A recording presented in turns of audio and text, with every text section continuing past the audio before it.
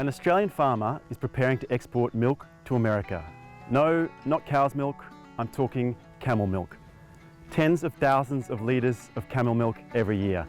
So who is buying camel milk and what does it taste like? A lot of people will be familiar with how you milk a cow. What about a camel? How do you milk it? Is it the same process? Is it different? Milking camels come out of the desert or Central Australia, so there's a process of domesticating and then lining them up to where they calve. The actual function of getting cups on and all that's, management of the udder is all very similar to the cow industry. So you've started supplying locally.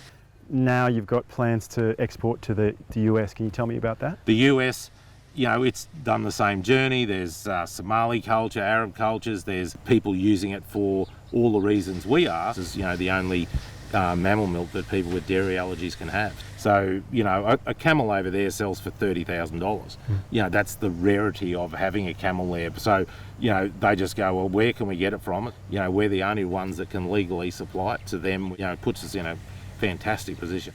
We have over 400 camels here on farm, so anywhere between 200 to 300 of our camels in the milking herd, and then some behind us here in our riding team. I'm sure you've heard criticism from the Invasive Species Council that say, well, commercialisation of camels, commercial farming of camels is not going to impact or reduce the numbers of those wild camels, and the only way to do that is through culling. Yeah, look, well, I disagree. I think particularly because camels are a domesticatable animal.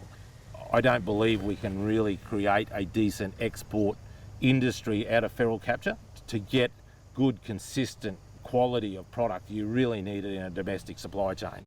People are, with their approach to regenerative farming now, is that they're looking not only to get biodiversity back into their pastures, but also using other animals that have different gut bacteria to graze it. And camels suit perfectly for what Australia's conditions are.